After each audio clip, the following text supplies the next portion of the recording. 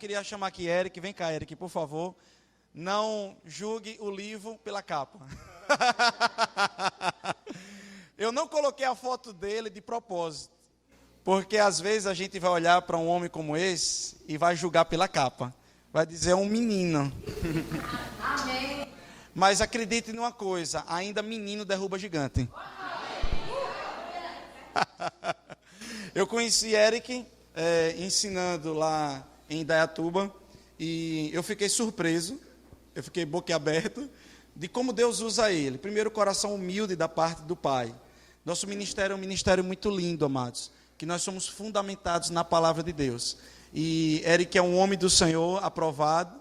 Ele acabou de ser licenciado lá, o apóstolo Guto, eu vi pela internet, colocou as mãos lá, foi uma bênção do Senhor, eu estou muito feliz com isso. E chegou o dia dele vir aqui na nossa igreja, eu ansiava por ele aqui em Aracaju, quando eu vi em janeiro, em março, o nome dele na lista, eu já mandei um e-mail para o pastor Dério dizendo, pastor, esse eu quero lá na nossa igreja, amém? Então toda vez que você vir um homem de Deus aqui nesse lugar, é porque eu conheço, e porque eu sei da qualidade do que o Senhor tem na vida dele, amém, amados? Então abra o seu coração nessa noite, simplesmente abra o seu coração e deixe Deus trabalhar. Estenda sua mão para cá, por favor. Senhor, nós agradecemos pela vida de Eric, ao ponto do que ele tem sido sensível, diligente e fiel à tua palavra. Nós temos ouvido, correndo no Brasil inteiro, Pai, as pessoas comentando acerca da forma que ele tem sido usado pelo Senhor. Nós te agradecemos, Pai, por esse vaso que o Senhor tem estabelecido na terra. E a nossa igreja se abre para ouvir o que o Senhor tem depositado no coração dele. Em o nome de Jesus, e vocês dizem... Amém. Glória a Deus. Boa noite, vocês estão bem? Amém. Eu estou feliz de estar aqui, rapaz. Eu conheci o seu pastor, como ele falou, lá em Indaiatuba. E veja como Deus promove encontros, né? Passaram-se alguns meses, eu acho que não chegou a completar um ano não, porque já era metade do semestre, né? E eu vim para Aracaju e estava dando aula e vi ele lá na porta. Eu digo, olha, quem eu vou reencontrar? E aí foi quando surgiu o convite para eu vir aqui compartilhar a palavra com você e eu estou feliz com isso, amém? Eu pareço realmente ter menos idade do que eu tenho, né? Eu recebi o verbo money. Estou com as notinhas aqui na carteira, que só o departamento de criança recebe. Eu fui lá em cima e o pastor Fábio, né? Me deu o verbo, a notinha do verbo money, que é apenas para as crianças. Mas eu não tenho problema com isso, não. Eu resolvi me conformar que Deus quis que eu nascesse desse tamanho e preservasse esse tamanho. Então, é só 1,62 m e 45 quilos. Mas eu tenho bem mais idade aí do que você está pensando na sua cabeça. Mas fica pensando que eu tenho 15, 14, que fica de bom tamanho, não é? Então, aqui em Aracaju eu estou ensinando a matéria escatologia. E é sobre esse assunto que eu vou falar com você hoje. Você veio para ouvir sobre escatologia. Diga, escatologia. Escatologia. Rapaz, é um nome que para alguns pode ser conhecido, pode ser que outros nunca ouviram falar nisso. E é um nome grande, né? E algumas vezes causa estranheza. Da onde vem isso? O que isso significa? Será que pode ter coisa boa por trás dessa história aí? Nem sabia que existia isso. E eu vou resumir para você o que é o nome escatologia. O que significa escatologia? É uma palavra que vem do grego. E no grego a gente divide ela em dois termozinhos. A gente tem escatos e tem o termo logos. Quando a gente junta os dois, significa o estudo das últimas coisas, ou o estudo das coisas futuras. É isso que a gente estuda em escatologia. A gente estuda o que será no futuro. O que é que vai acontecer quando passar esse céu e essa terra, assim como Jesus falou? O que é que precisa acontecer para passar esse céu e essa terra? O que é que precisa acontecer para Jesus voltar? Quando é que todo olho verá Jesus? Onde estão os mortos? Como eles estão? O que estão fazendo? Tudo isso se estuda nessa matéria, conhecida como escatologia. Você está comigo?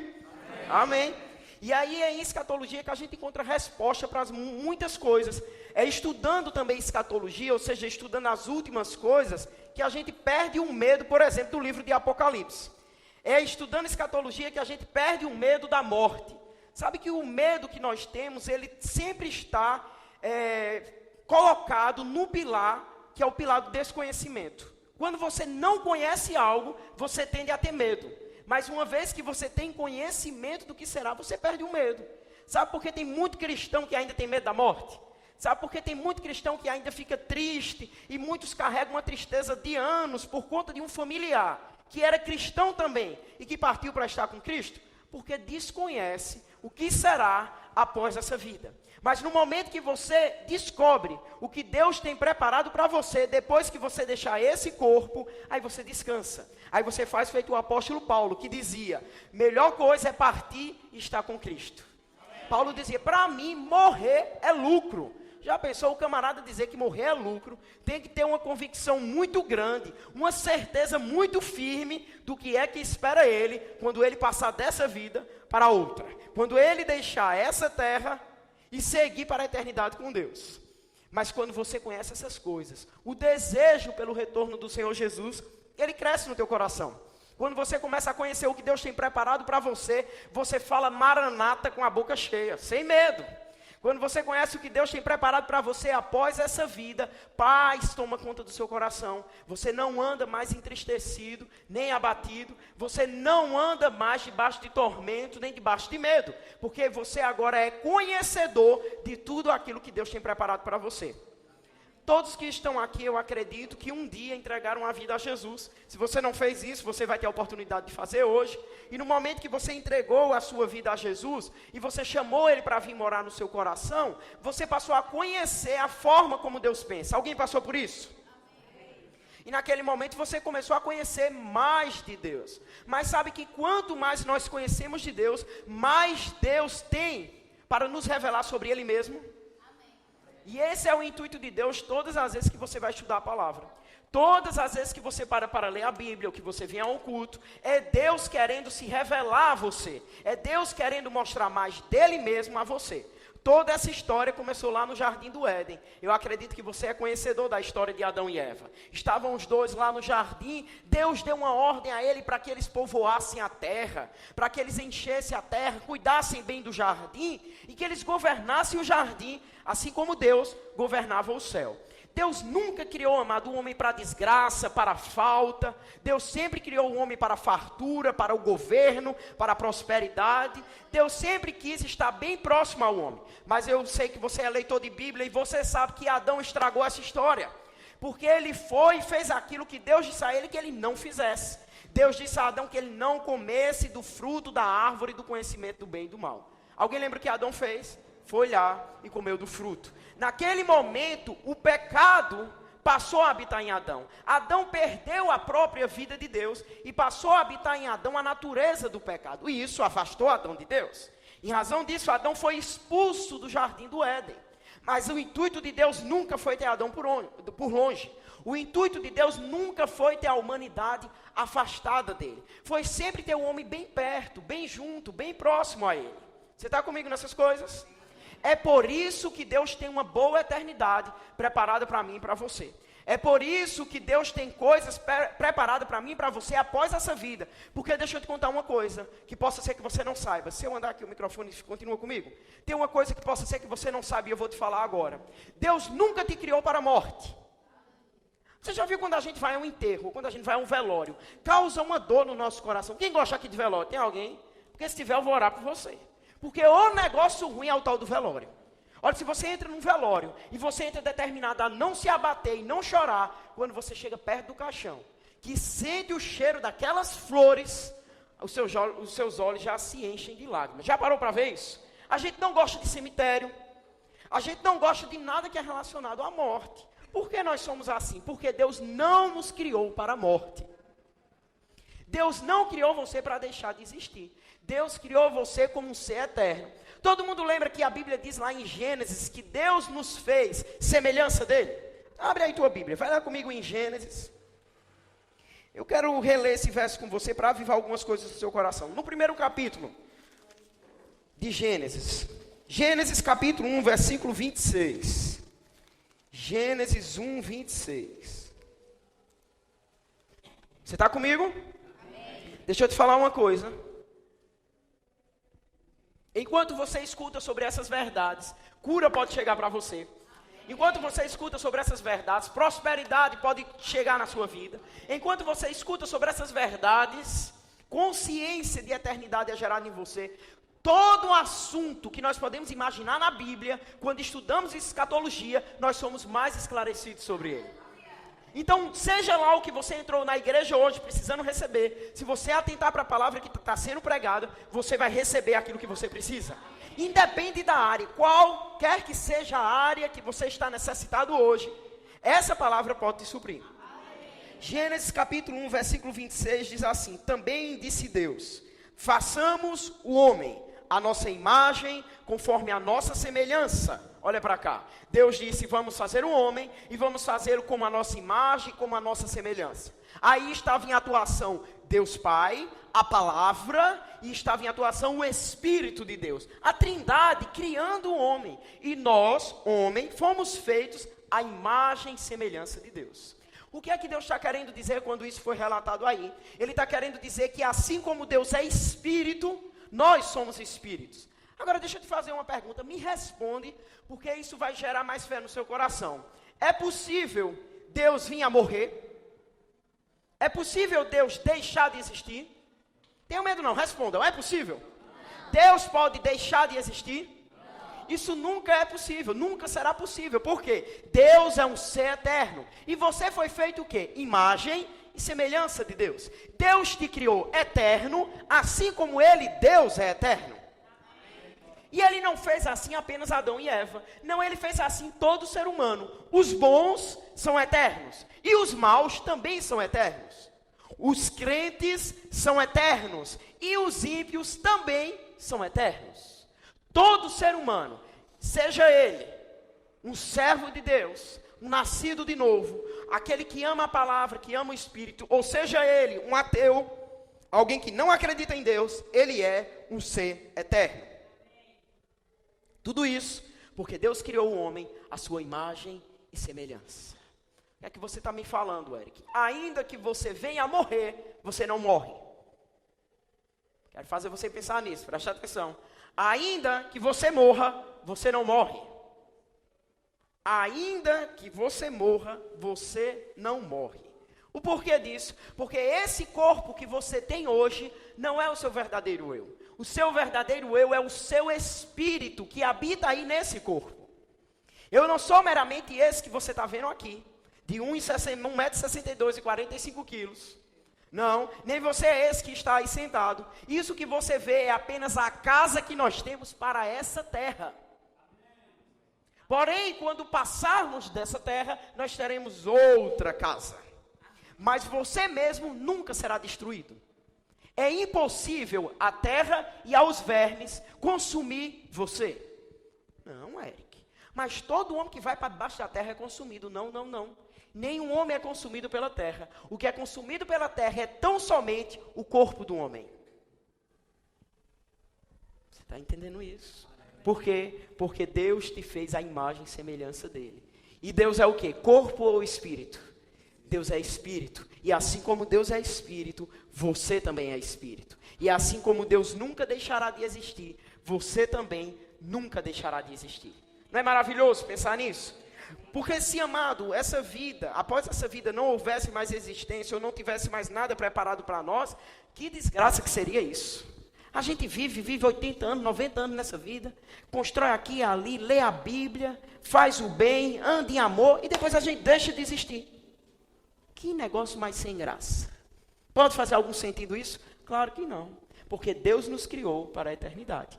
É por isso que nós temos aquela repulsa que eu estava te falando no início. Não gostamos da morte, não gostamos de velório, não gostamos de cemitério. Por quê? Porque essas coisas não foram criadas para nós. Estamos juntos nessas coisas? Sai comigo aí de Gênesis, dá um pulo comigo lá em Atos, no capítulo 24. Atos 24, vai lá. Diga, eu sou o Espírito, assim como Deus é Espírito. Diga, eu sou um ser eterno. Eu nunca deixarei de existir. Assim como Deus é eterno, eu sou eterno. Diga, o meu corpo pode ser consumido pela terra e destruído pelos vermes, mas o meu verdadeiro eu, que é o meu espírito, nunca se desfaz. Atos 24, você abriu aí? Atos 24, versículo 15. Atos 24, versículo 15. Diz o seguinte: tendo esperança em Deus, como também estes a têm, de que haverá ressurreição, diga ressurreição, tanto de justos como de injustos. Embora Deus tenha nos criado espírito, Ele nos criou um espírito que habita em um corpo e possui uma alma. Você é um espírito que habita num corpo, isso que você está vendo aí, que está sentado nessa cadeira, seu corpo, e que possui uma alma, as suas emoções, a sua inteligência, seu intelecto, seu raciocínio, compõe a sua alma, mas a sua essência é o seu espírito. E todo homem que experimentar da morte, perderá esse corpo, porque esse que nós temos hoje, ele é mortal, ele é corruptível, ele se desmanchará. O nosso corpo tem limitações. Você já viu que você não consegue ficar longas horas de pé? Que há uma necessidade de você sentar? Começa logo uma dor nos joelhos, uma dor no calcanhar, os tornozelos começam a doer e você precisa sentar. Tudo isso por quê? Porque o corpo que você hoje possui é um corpo mortal e é um corpo corruptível. Você está comigo nessas coisas? Mas, no dia que você deixar esse seu corpo, e deixa eu te contar uma coisa, todo mundo um dia deixará esse corpo. Todo mundo um dia precisará se ausentar desse corpo. Mas isso não deve ser um tormento na sua vida. Deus não criou nenhum ser humano para viver todos os dias, acordando e dormindo, com medo de morrer. Deus não te criou para isso. Deus te criou para a liberdade. Foi para a liberdade que Cristo te libertou. O pavor da morte não deve mais estar em você, porque Jesus venceu aquele que tinha o poder da morte. A morte foi vencida por Jesus. E a morte não pode mais te parar. Mas como consequência do pecado de Adão, um dia todos nós deixaremos esse corpo. E graças a Deus por isso. Sabe por quê? Porque esse aqui é limitado. Mas Deus tem preparado para nós um corpo que não é limitado. Um corpo que não se corrompe. Um corpo que não é mortal. Um corpo que será eterno, assim como é eterno o nosso espírito. Já pensou nisso? Aí você viu que ele diz aí, pois haverá ressurreição. Diga ressurreição. Aí ele diz, ressurreição tanto de justos como de injustos. Tanto os crentes como os ímpios passarão pela ressurreição.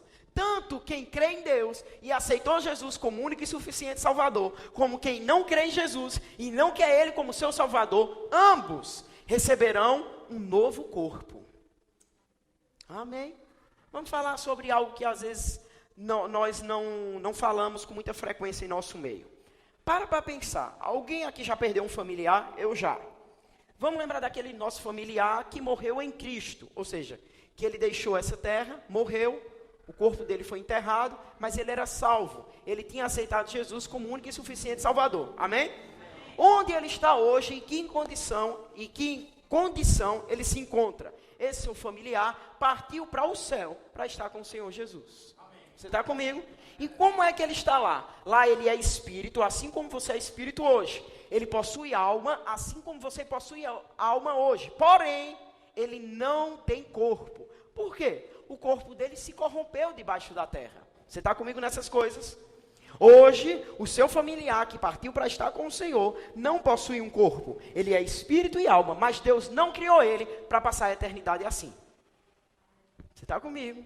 Chegará um momento que esse seu familiar, assim como você, experimentarão da ressurreição. O que é a ressurreição? Se receberá um novo corpo. Um corpo que não é igual a esse que nós temos hoje. É um corpo que será igual ao corpo de Jesus hoje. Você sabe que quando Jesus estava nessa terra, ele tinha um corpo igual ao seu? Você está entendendo isso? Mas hoje Jesus não tem mais um corpo igual ao seu. Jesus hoje tem um corpo que será o seu quando você passar pela ressurreição. É que você está me falando, olha só, vou repetir. Jesus tinha nessa terra um corpo igual ao nosso, por isso que ele se fez carne. Mas você não terá eternamente esse corpo, porque você terá um corpo igual ao que é o de Jesus hoje. Vocês lembram, rapaz, que os discípulos estavam todos reunidos. E a Bíblia diz que Jesus adentrou na casa e as portas e as janelas estavam fechadas. Já leram sobre isso? Como foi que Jesus entrou? Jesus passou literalmente pelas paredes. Jesus atravessou paredes, portas, janela, seja qual tenha sido o lado da casa que ele resolveu entrar, mas ele ultrapassou o que era concreto, firme, como essas paredes que você está vendo. E ele entrou na casa. Por quê? Porque o corpo que ele tem não se limita mais. Você lembra que a Bíblia conta que Jesus estava no caminho de Emaús e encontrou 2 discípulos? E seguiu com eles, conversou, bateu papo e disse, por que vocês estão assim tão abatidos? Aí eles disseram, morreu Jesus de Nazaré, você não está sabendo não? E contaram a história ao próprio Jesus, sem reconhecer Jesus. Por quê? Porque eles estavam tão firmados na morte, que esqueceram que Jesus tinha prometido ressurreição. E aí no meio daquele caminho, eles sentam e Jesus faz sinal que vai seguir adiante, e ele faz, não, fica. Vem comer conosco. E ele pega o pão, dá graças, e quando ele vai partir o pão, os olhos deles abrem. E Jesus já não está mais lá. Sabe que Jesus não saiu correndo? Nem Jesus pegou um mototáxi ou um táxi que ia passando ou algo do tipo. Jesus saiu de lá e ele seguiu para outro lugar. E a Bíblia fala de várias aparições dele após a ressurreição. E isso com muita habilidade no tempo. De forma rápida, Jesus estava num lugar e ele estava em outro. Por quê? Porque o corpo que ele recebeu não é mais um corpo limitado ao tempo e ao espaço. É um corpo que rompe com essas barreiras. Isso não é maravilhoso?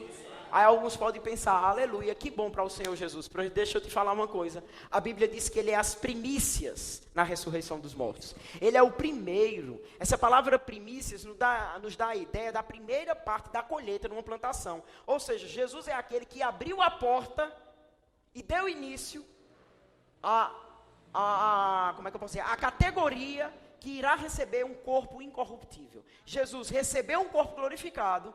E após eles, vêm os próximos. Quem são os próximos? Vamos ver sobre isso? Abre comigo aí em 1 Coríntios, no capítulo 15. 1 Coríntios, capítulo 15. Você está aprendendo alguma coisa? Amém. Estamos, vamos lá. 1 Coríntios 15. Primeira carta aos Coríntios, no capítulo 15. Eu quero ler contigo aí primeiro, no versículo 12. Volta um pouco, o 3. Vai resumir tudo o que eu te falei até agora. Versículo 3 do capítulo 15 de 1 Coríntios diz: antes de tudo, vos entreguei, esse é o apóstolo Paulo falando, o que também recebi, que Cristo morreu pelos nossos pecados, segundo as Escrituras, e que foi sepultado e ressuscitou ao 3º dia, segundo as Escrituras, e apareceu a Cefas e depois aos 12, depois foi visto por mais de 500 irmãos de uma só vez, dos quais a maioria sobrevive até agora, porém alguns já dormem, ou seja, morreram. Olha para cá. Paulo está dizendo o seguinte aos Coríntios: olha, Jesus ressuscitou. E isso não é história da carochinha. Nós temos testemunhas oculares. Pessoas que viram, pessoas que tocaram, que presenciaram ele num corpo glorificado após a morte. Aí ele diz, olha, ele foi visto pelos 12, nessa ordem. Não, primeiro a Cefas, ele apareceu, depois aos 12, os 12 discípulos. E ele diz, e depois ele foi visto de uma vez só, por mais de 500 irmãos. Paulo está dizendo, é impossível alguém dizer que a ressurreição de Cristo não é real. Você está comigo? Alguém acredita que Jesus ressuscitou? Amém. Irmão, graças a Deus por isso. Porque se você não crê nisso, você está condenado. Por que eu estou condenado se eu não crer nisso? Porque se Jesus não ressuscitou, não houve perdão dos nossos pecados. Porque a condição era que Jesus vencesse a morte. Se ele não ressuscitou, a morte venceu ele. E se a morte venceu o nosso Salvador, a gente está tudo frito. Mas graças a Deus que essa não é a verdade. Porque a morte não pôde vencer Jesus. Pelo contrário, por meio da morte, ele vence a própria morte. Amém? Jesus hoje tem um corpo glorificado. Dá um pulo comigo aí, ainda nesse capítulo. Agora para o versículo... Vamos mais adiante. Vai comigo para o versículo 20. 1 Coríntios, capítulo 15, versículo 20, diz assim: mas de fato, Cristo ressuscitou dentre os mortos. Você pode dar um amém por isso? Sendo ele as primícias dos que dormem. Visto que a morte veio por um homem, também por um homem veio a ressurreição dos mortos. Paulo está dizendo assim, Cristo é o primeiro na ressurreição, como eu te falei. Aí ele diz, como a morte veio por um homem, ou seja, como Adão pecou, e ele abriu a porta da morte física e espiritual para a humanidade, Jesus abriu agora a porta para a ressurreição. A morte vem pelo primeiro Adão, mas a ressurreição vem pelo segundo Adão, que é Jesus Cristo. Continua lendo aí, versículo 22, ele diz: porque assim como em Adão todos morrem, assim também todos serão vivificados em Cristo, cada um, porém, por sua própria ordem. Aí ele diz: Cristo, as primícias, depois os que são de Cristo na sua vinda. Alguém aí é de Cristo? Amém. Chegou no momento que eu vou falar que deve ser do seu conhecimento, porque você deve ter escutado falar em algum filme, em alguma pregação, algum vídeo na internet ou coisa do tipo. É o momento conhecido como o arrebatamento da igreja. Já ouviu falar nele? Olha só, a Bíblia diz que Jesus é o primeiro na ressurreição e que depois são os que são de Cristo. De Cristo. Alguém aqui é de Cristo? Amém. Quem é que é de Cristo? É todo aquele que aceita Jesus como seu único e suficiente Salvador. Aí eu te pergunto, você é de Cristo? Amém. Você conhece alguém que era de Cristo e morreu? Se tu não conhece, eu vou te apresentar um agora. Paulo, que escreveu isso, era de Cristo e já morreu. Todos os demais apóstolos morreram também. Você está comigo? Grandes homens de Deus também já passaram. Pessoas da nossa década, do nosso século, melhor dizendo. Já passaram, já morreram. Até mesmo na década que vivemos, pessoas partiram para estar com o Senhor. Você está comigo? E eles eram de Cristo. Onde eles estão hoje? Com o Senhor Jesus. Amém? Amém? Eu aproveito para matar um pouco da curiosidade que possa existir no teu coração e recebe isso como o pastor estava falando, é um aperitivo. Eu quero aguçar o teu desejo pelas coisas escatológicas. Eu não tenho como te colocar tudo hoje à noite, porque o nosso tempo é curto. Você precisa voltar para casa e eu também, não é verdade? Mas eu quero aguçar. Se você ainda não fez o rema, uma boa oportunidade no próximo ano. Você vai ter toda essa matéria, quem sabe comigo mesmo. Eu pretendo voltar a Aracaju. E aí, eu quero aguçar esse seu desejo. Mas eu vou dar um toque aí em algo para te deixar pensando, mas eu vou deixar firmado também para não deixar dúvida, certo? Só não tenho tempo de passear com você nos versos que constroem essa verdade. Olha só, aqueles que morrem, eles partem para estar com Cristo, e lá, com Cristo, eles estão conscientes. Os mortos não estão desligados. Os mortos não estão perdidos ou em um estado de sono da alma. Já ouviu aquela história que a gente diz assim, não, aqueles que morreram aqui estão dormindo até o dia que Jesus vai ressuscitar eles. Deixa eu te perguntar uma coisa. A primeira coisa que eu te falei hoje foi que nós fomos feitos imagem e semelhança de quem? Deus pode ser desligado? Jamais, porque Ele é Espírito. E como Espírito que é, Ele é eterno. E você também é Espírito. Todo ser humano é espírito e não pode ser desligado. Tu já pensou que maldade ou que confusão seria um Deus bondoso? Tu acredita que Deus é bom? Amém. Nós conhecemos o caráter dele, não é verdade? Um Deus tão bondoso, tão amoroso, cuida de nós nessa terra, diz que dá ordem aos seus anjos para cuidar de nós, nos supre, nos cura, nos prospera, não é? Traz salvação em todas as áreas da nossa vida, sozo por completo, todas as áreas preenchidas. Aí quando a gente parte desse corpo, deixa esse corpo, Deus vai lá e nos desliga por longos anos, até o momento que Ele queira nos ligar de novo. Isso tem algum cabimento, minha gente? Nenhum. É porque às vezes nós nos apegamos àquilo que a nossa tataravó falou. Mas você precisa se apegar ao que a palavra fala. Você pode dizer, não, mas olha, o pastor da minha bisavó disse a ela e ela me ensinou que os mortos estavam inconscientes. Eles ficam tudo descansando. Sem entender nada, não sabem quem são e de onde vieram. Ficam nessa condição até o momento que Jesus der um novo corpo para eles. Mas você está aprendendo agora que não é bem assim. Amém? Amém? Deixa eu te lembrar de uma passagem, eu te digo onde está para você ler em casa. Lá no capítulo 16 de Lucas. Deixa para ler em casa, certo? Para que a gente não se detenha muito aqui e você perca outras coisas que eu quero te acrescentar sobre arrebatamento, segunda vinda. Algumas coisas que eu quero soltar aí para você. Lá em Lucas, no capítulo 16, você vai ler em casa. Tem uma história de um rico e de um mendigo. Já ouviram falar dessa história? Jesus é quem conta essa história. Aí algumas bíblias, minha gente, traz lá em cima essa história, como se ela fosse uma parábola. Agora, você sabia que a Bíblia não foi escrita em capítulos e versos, né? Ela foi escrita de forma corrida. Esses versos e esses capítulos, eles foram acrescentados no decorrer das traduções para facilitar a nossa localização. Pensa só, se não tivesse capítulo e verso. Aí eu digo, procura aí o livro de Coríntios, já era um trabalho para tu achar. Quando tu achar, você vai dizer, conta 4 linhas, 10 parágrafos, mais 4 linhas, mais 4 parágrafos, para a gente poder se localizar. Isso ia dar certo? Não ia. Esses numerozinhos estão aí, foram colocados por nós, homens, para auxiliar a revelação divina inspirada por Deus. Amém. a nossa localização. Da mesma forma, são esses títulozinhos que tem em cima dos versos. Foram colocados também pelos tradutores. Você está comigo? Também pelas editoras da Bíblia, por homens. E alguns deslizaram aí, quando chamaram aquilo de parábola. Aquilo não é uma parábola.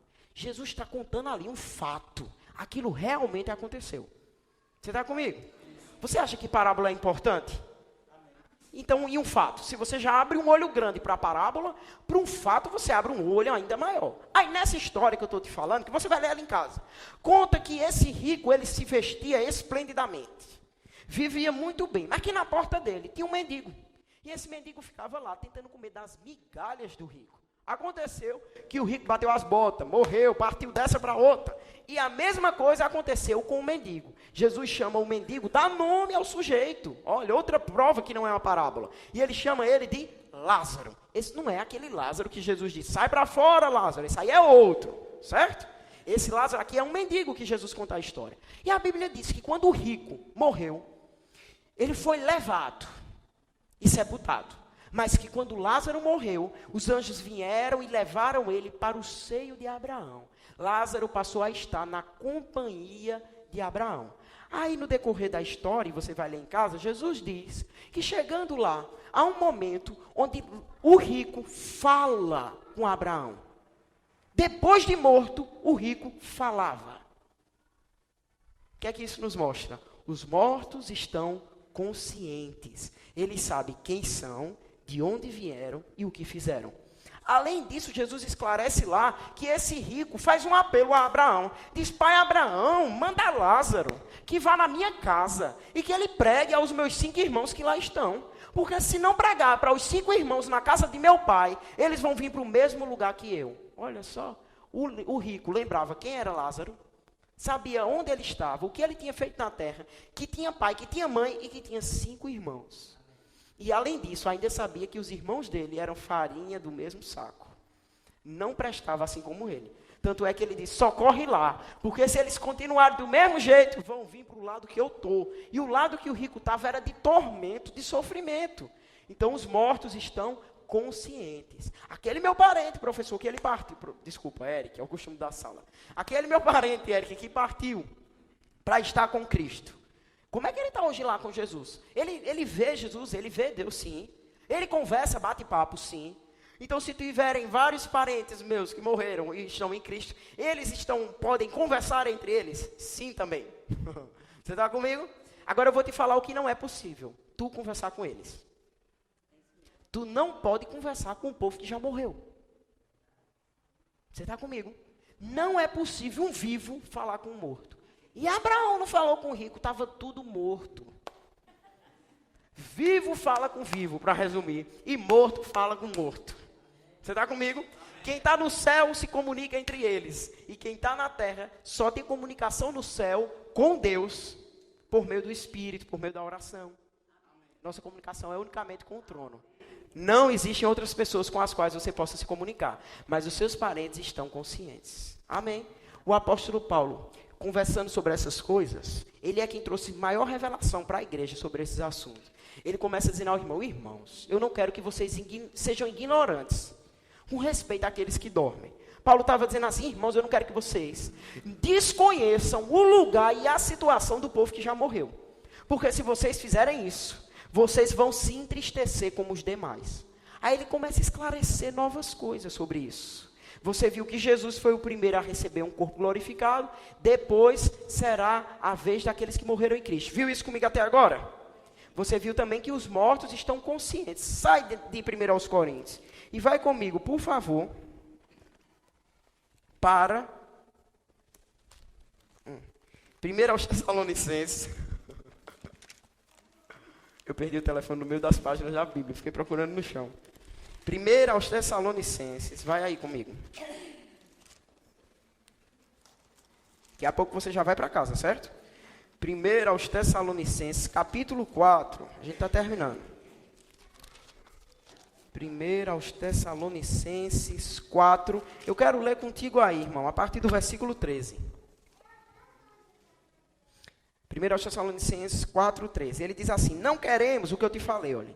Não queremos, porém, irmãos, que sejais ignorantes com respeito aos que dormem, para não vos entristecerdes como os demais, que não têm esperança. Pois se cremos que Jesus morreu e ressuscitou, assim também Deus, mediante Jesus, trará em sua companhia os que dormem. Eita, Paulo está dizendo, irmão, não fiquem tristes não. Porque o povo que já morreu e está com Jesus, Jesus vai trazer eles na companhia dele. Você viu isso aí? Como é esse negócio de Jesus trazer o povo que morreu na companhia dele? Faz o seguinte, sai daí, vai comigo lá no livro de Atos, no primeiro capítulo. Atos capítulo 1, vai lá. Atos capítulo 1 de Atos.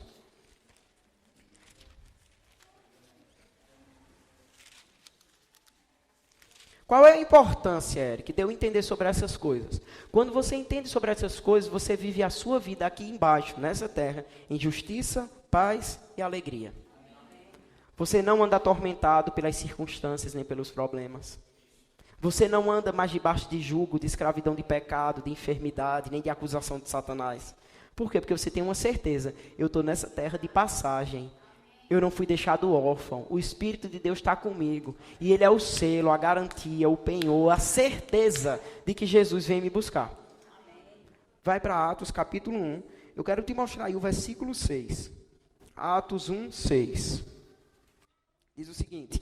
Então, os que estavam reunidos lhe perguntaram, Senhor, será este o tempo em que restaurarás o reino a Israel? Respondeu-lhes, não vos compete conhecer tempos ou épocas que o Pai reservou pela sua exclusiva autoridade, mas recebereis poder ao descer sobre vós o Espírito Santo, e sereis minhas testemunhas em toda a Judeia e Samaria, até os confins da terra. Ditas estas palavras, foi Jesus elevado às alturas, à vista deles, e uma nuvem o encobriu dos seus olhos. Olha o que acontece aqui. Jesus conversando com os discípulos, Jesus, é agora, é esse o tempo, quando será que tu vai estabelecer o reino aqui, nessa terra? Quando é que vai vir finalmente paz para Israel, para o trono de Davi, para o nosso povo, o povo judeu?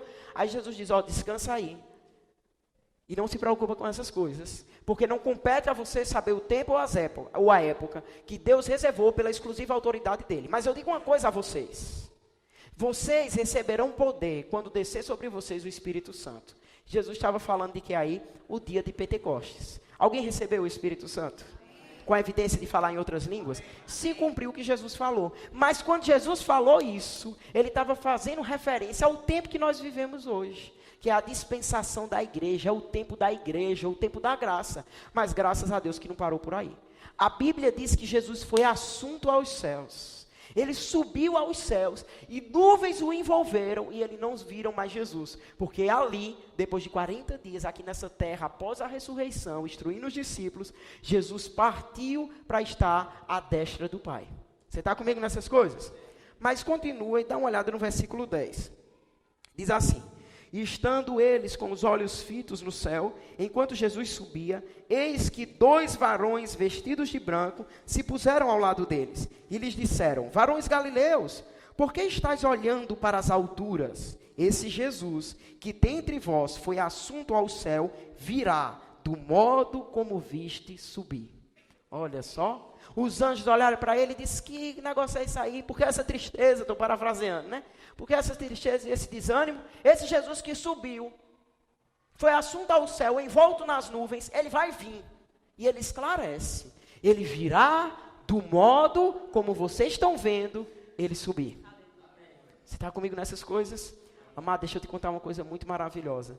Os homens que ouviram isso naquele dia, vão presenciar o momento que Jesus virá nas nuvens. E não somente isso, eles vêm com Jesus.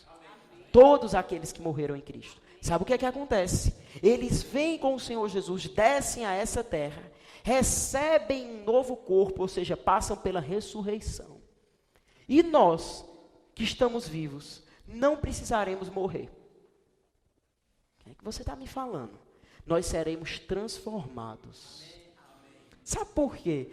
Muita gente tem um desejo ardente pelo arrebatamento, porque conhece o que é. E o que é o arrebatamento? É uma oportunidade de não se experimentar da morte.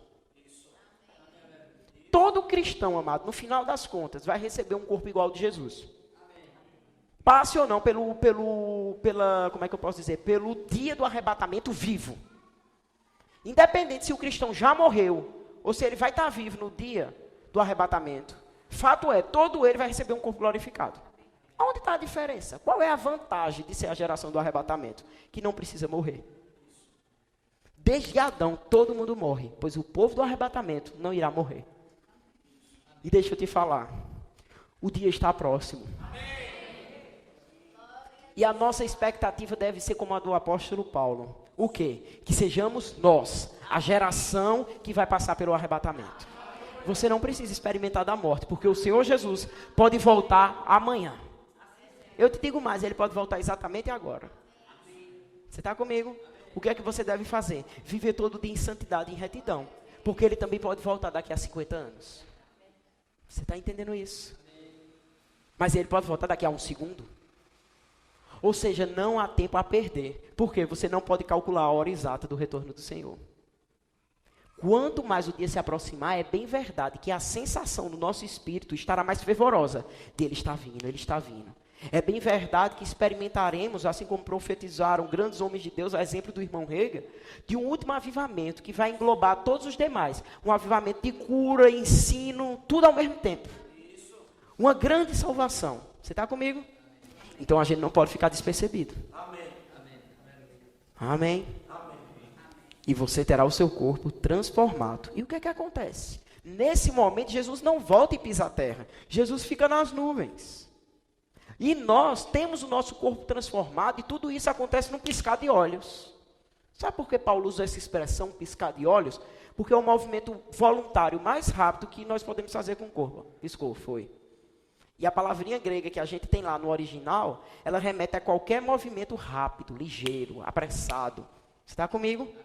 Não existe, como é que eu posso dizer? Maçada. Você entende a palavra maçada? Não existe demora. Obrigado, pastor. Não existe demora. É rápido. Amém? Os mortos ressuscitarão, nós seremos transformados. E o que é que vai acontecer? Você sobe e se encontra com Jesus nos ares. Volta comigo para 1 aos Tessalonicenses, capítulo 4. Vai lá.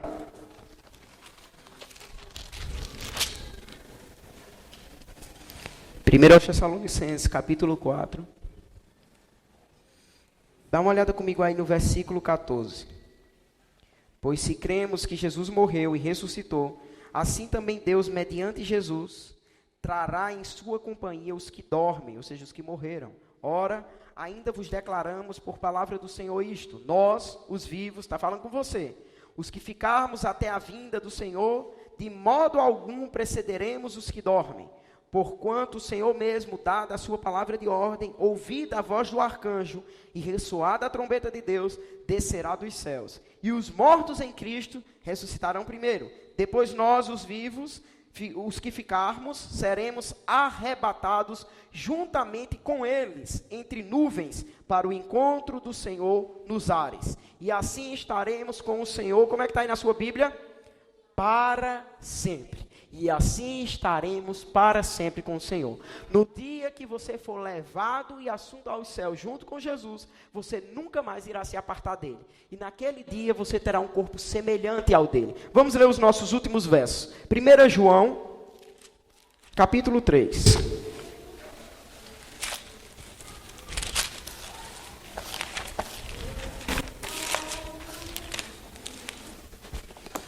Todas as vezes, amado, que você abre o seu coração, como você está fazendo hoje, para o ensino da palavra, coisas poderosas acontecem no seu coração. Amém? Existe uma unção na tranquilidade e no ensino. Você está comigo? Existe um momento da gente esbravejar, existe um momento da gente parar, abrir os olhos e ouvir. Porque a palavra gera fé no nosso coração e ela nos leva a lugares mais altos em Deus. Amém? Vamos lá. 1 João, capítulo 3. Eu quero ler contigo aí o versículo 1. Diz assim: vede que grande amor nos tem concedido o Pai, a ponto de sermos chamados filhos de Deus. Alguém aí é filho de Deus? É assim que ele te chama. E de fato somos filhos de Deus. Por essa razão, o mundo não nos conhece, porquanto não o conheceu a ele mesmo.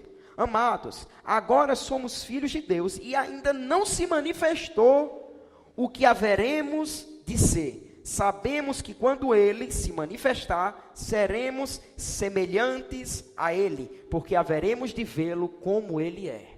Você será exatamente como é Jesus hoje. O teu corpo não terá mais limitação, não haverá mais barreira para você.